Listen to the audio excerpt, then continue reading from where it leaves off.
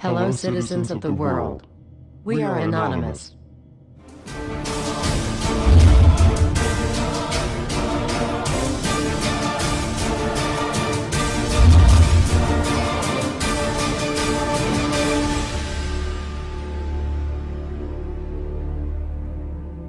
Dear brothers and sisters, now is the time to open your eyes. In a stunning move that has civil libertarians stuttering with disbelief, the U.S. Senate has just passed a bill that effectively ends the Bill of Rights in America. The National Defense Authorization Act is being called the most traitorous act ever witnessed in the Senate, and the language of the bill is cleverly designed to make you think it doesn't apply to Americans. But toward the end of the bill, it essentially says it can apply to Americans if we want it to. Bill summary and status. 112th Congress, 2011 to 2012, S. 1867. Latest title, National Defense Authorization Act 4. This bill, passed late last night in a 93-7 vote, declares the entire USA to be a battleground upon which U.S. military forces can operate with impunity, overriding posse comitatus and granting the military the unchecked power to arrest, detain, interrogate and even assassinate U.S. citizens with impunity. Even Wired magazine was outraged at this bill, reporting, "Senate wants the military to lock you up without trial." The detention mandate to use indefinite military detention in terrorism cases isn't limited to foreigners. It's confusing, because two different sections of the bill seem to contradict each other.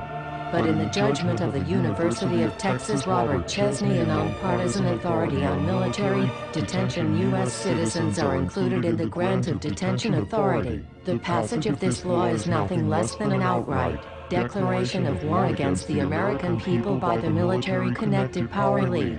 If this is signed into law, it will shred the remaining tenets of the Bill of Rights and unleash upon America a total military dictatorship, complete with secret arrests, secret prisons, unlawful interrogations, indefinite detainment without ever being charged with a crime, the torture of Americans and even the legitimate assassination of U.S. citizens right here on American soil. If you have not yet woken up to the reality of the police state we've been warning you about, I hope you realize we are fast running out of time.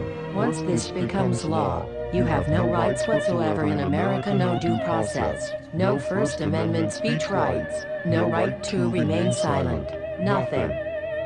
The U.S. Senate does not want us to speak. I suspect even now orders are being shouted into telephones and men with guns will soon be on their way. Why? Because while the truncheon may be used in lieu of conversation, words will always retain their power. Words offer the means to meaning, and for those who will listen, the enunciation of truth. And the truth is, there is something terribly wrong with this country, isn't there? Cruelty and injustice, intolerance and oppression, and where once you had the freedom to object, to think and speak as you saw fit, you now have censors and systems of surveillance coercing your conformity and soliciting your submission. How did this happen? Who's to blame? Well, certainly there are those who are more responsible than others, and they will be held accountable.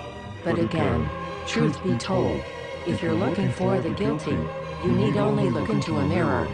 I know why you did it. I know you were afraid. Who wouldn't be?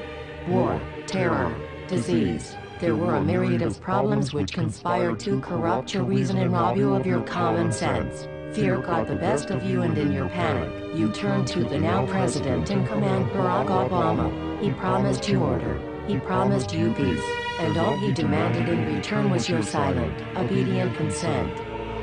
More than 400 years ago, a great citizen wished to embed the 5th of November forever in our memory. His hope was to remind the world that fairness, justice, and freedom are more than words, they are perspectives. So if you've seen nothing, if the crimes of this government remain unknown to you, then I would suggest that you allow the 5th of November to pass unmarked. But if you see what I see, if you feel as I feel, and if you would seek as I seek, then I ask you to stand beside one another, 1 year from November 5th, 2011, outside the gates of every courthouse of every city demanding our rights. Together we stand against the injustice of our own government. We are anonymous. We are legion. United as one. divided by 0. We do not forgive censorship. We do not forget oppression. U.S. Senate. Expect us.